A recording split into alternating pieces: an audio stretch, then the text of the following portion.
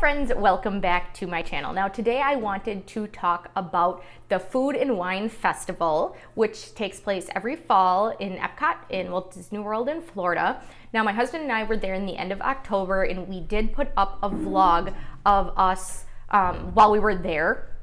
Actually, most of it I think I was by myself when I was filming. But today I want to do a little bit of a recap and talk about that for you. Now, if you're unfamiliar, the Food and Wine Festival takes place primarily in World Showcase, but there are some booths that are in Future World or kind of in between World Showcase and Future World area. And they add in a lot of additional countries. So they just add like little kiosks. Additionally, the countries that are already there have additional kiosks outside, and those are quick service style restaurants, and they can get very, very busy. Now it doesn't open until 11 a.m. when the rest of Future World opens, so you can't take part in any of the Food and Wine Festival offerings until it opens at 11. There are also some seminars that you are able to participate in terms of well, food and wine, cooking, wine pairing, that kind of thing. I've never done any of that. I have just done the regular festival part, which is not a hard ticket event. You just need regular park admission. And I've also done the Wine and Dine half marathon. So I took pictures from all of the kiosks so you can see what type of things they have. Now, they had a France kiosk, and again, they have a France pavilion. So this is one of the countries that is doubled up. And they usually have like a lot of their more popular items, I should say. We'll get to that when we get to Canada specifically. So here's France. Ireland, that is not one of their traditional countries. So this is one that they brought in just for the festival. I cannot remember the name of this kiosk that was brought in for the festival. You can see it's clearly Apple themed, but this is one that is not a specific country. They do have a couple that are not country specific, and this was one of those. This is Canada, and you can see here the Canadian cheddar cheese and bacon soup. That is extremely popular at Le Cellier, which is the table service restaurant in Canada. And Canada does not have a quick service restaurant. So this is a really good opportunity if you want to try some of the items at Le Cellier, but you either can't get a dining reservation there or you don't want to eat there because it is quite pricey. This is a good way to try some of those things. They have Australia. Again, this is one that they do not have normally. This is a country they don't normally have. Simmering sips. I don't think we got anything here, but you can see they have all kinds of delicious drinks and ice cream, dessert kind of things. Thailand. This is another one. They do not normally have a Thailand country. I believe this one, it's kind of cut off here. I think it's Taste of the Caribbean. I don't think I got anything there either. Mexico. They do normally have a Mexico pavilion. So they have a couple of table service restaurants and a quick service restaurant, and then they have a whole nother margarita booth. So Mexico is well represented, but they were also represented in the Food and Wine Festival. The Alps. Here's another one. This is not normally in World Showcase. It's not a normal country or area represented in World Showcase. This was very, very fragrant. You could smell it like from either country on either side. It was the Swiss cheese, I think, that you could smell because it was warm.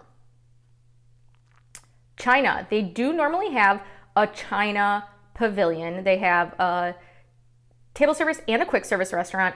I did try the mala chicken and shrimp bao bun, and this was something that like I mentioned, if you watched that video, I couldn't remember what it was. It was good. If I recall, it was spicy though. India, I also ate something in India. This is a country, they do not have an India pavilion normally. I had the warm Indian bread, and I was expecting it to be like the naan bread that we get at our Indian restaurant here. Not even close. I really did not care for it. They gave us, or me, I think I was alone at that point. They gave me way more like dips to, there was a much higher dip to warm Indian bread ratio than should have been. Africa, they do not normally have an Africa pavilion. I don't know if yes, I think my husband and I, we did share the Kenyan coffee barbecue beef tenderloin, if I recall. You can watch that in, like I said, the Food and Wine Festival vlog, but we did try that one. Germany, they do normally have a Germany pavilion. I really wanted to get the apple strudel. I just did not have the room for it. German food though, you guys, I mean, like, how could it not be good, right? Spain, we did not get anything from Spain, but you can see and I should say again, there's not normally a Spain pavilion. Italy, there is normally an Italy pavilion. Let me see, did we get anything there?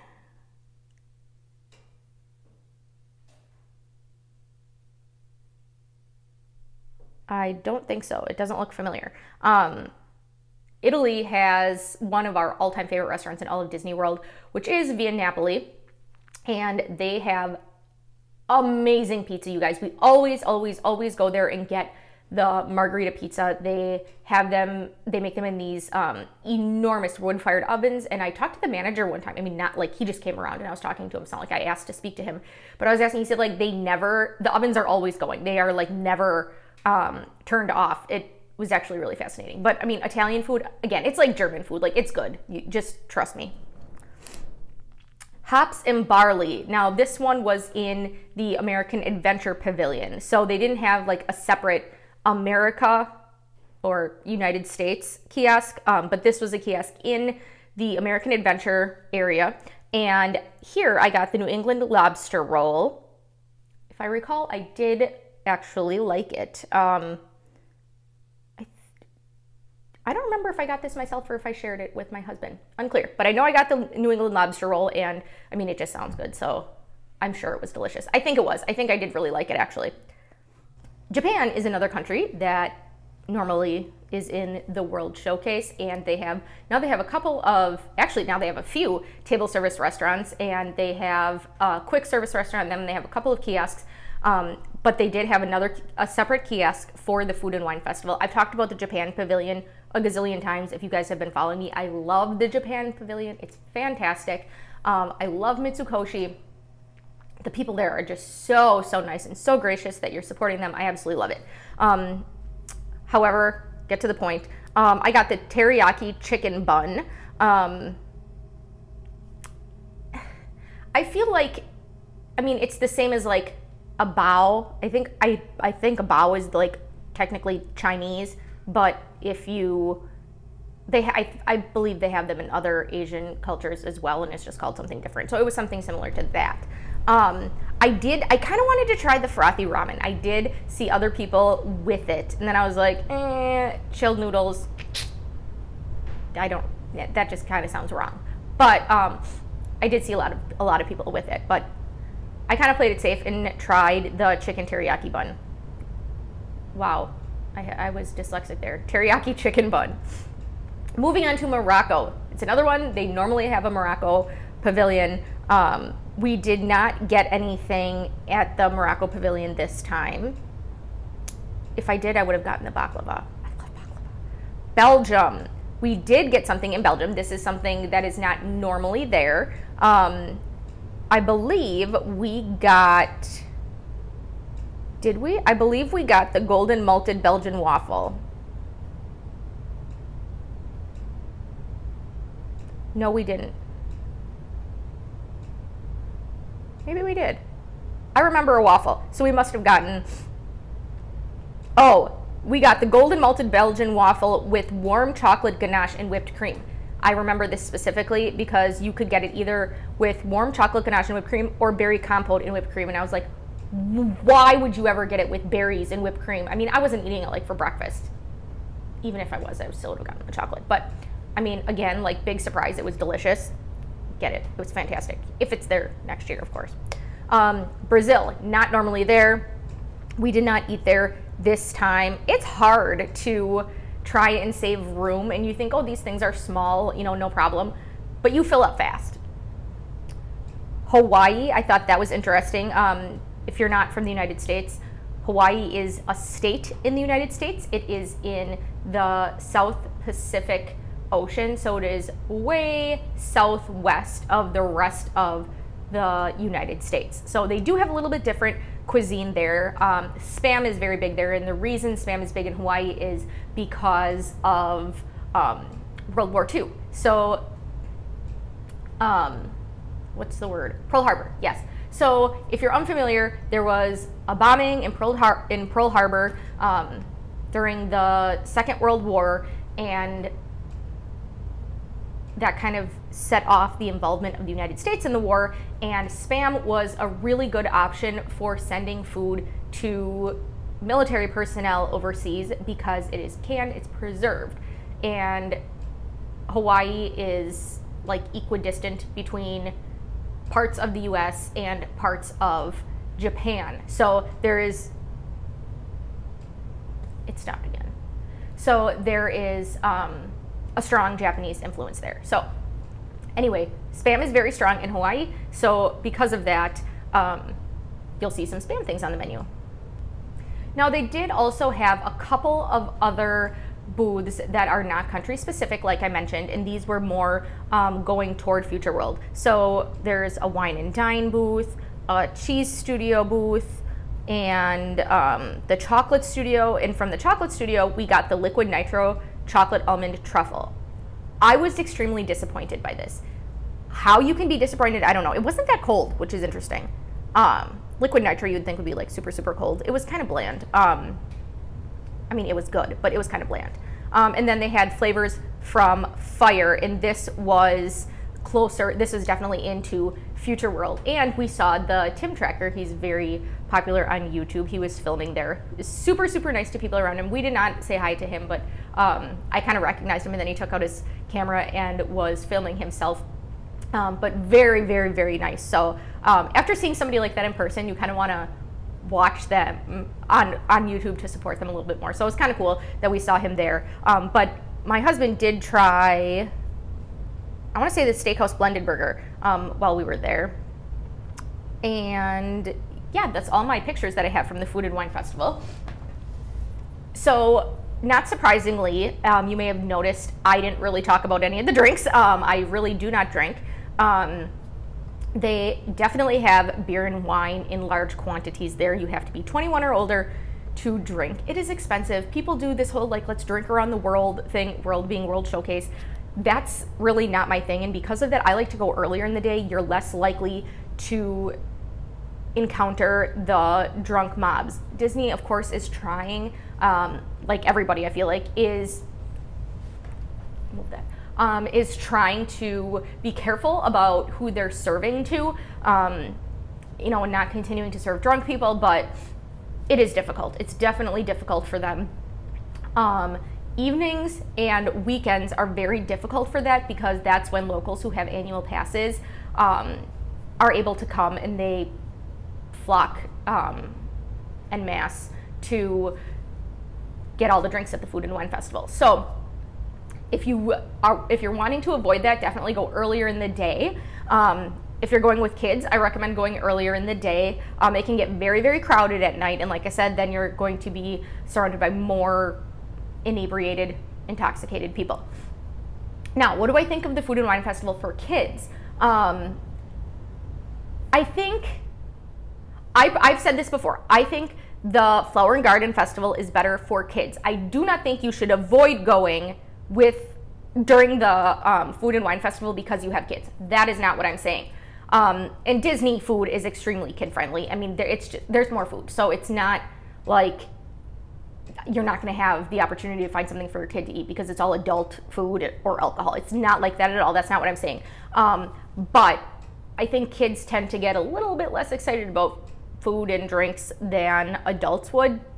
It is more convenient, I think, because of the sizes. They're small sizes. They're meant to be small so that you can go to multiple different countries and kiosks and regions and taste food from around the world and experience that. So I think that is a really great thing for kids because they're smaller.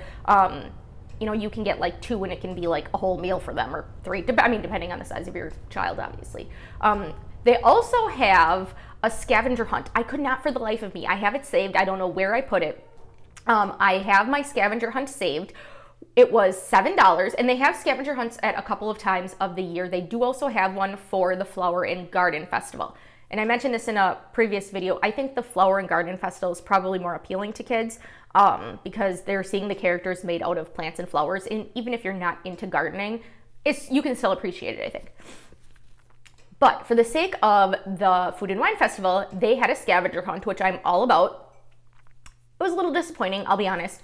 It was $7, and you got this map of World Showcase, and there were stickers on it. And you had to try and find Remy, who is the mouse, the rat from Ratatouille, and they're actually in the process of building the Remy ride in the France Pavilion in World Showcase. My husband and I went on it when we were at Disneyland Paris. It's very cool. So we're excited to have that in Florida as well. Now, the scavenger hunt, you just had to go around, and in each country there is like a small Remy statue. It was hard to tell because he was like on the building, so it was kind of higher up, so it's hard to tell how big he was. But there's a small statue of Remy with like an object related to like food or cooking or something to that effect. You went around. Once you found them, you put the sticker on your map. So there's not really any verification that you found them, but you then go back to any of the locations that sell the map, and they give you your prize. And I'm thinking, okay, I have low expectations for the prize, and I was expecting to be like a button or a pin or something. But what we got was this reusable cup. It does have a lid, I just don't have it with me right now, but it says taste your way around the world, and then on this side it has Figment, and Figment is wearing a chef's hat, so it's kind of cool. I thought that was actually, I was very impressed. I thought this was, because we were able to use our annual pass holder discount on the map, it was actually a little bit less for us. I don't know if it's $5.99 or $6.99, it was one of the two.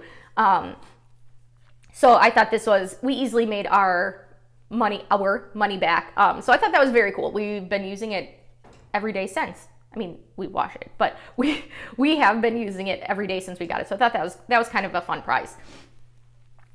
Now, in terms of, oh, that sounds like a little kid thing to do. We saw several people who were participating, and not one of the couples or groups that we saw had a child with them.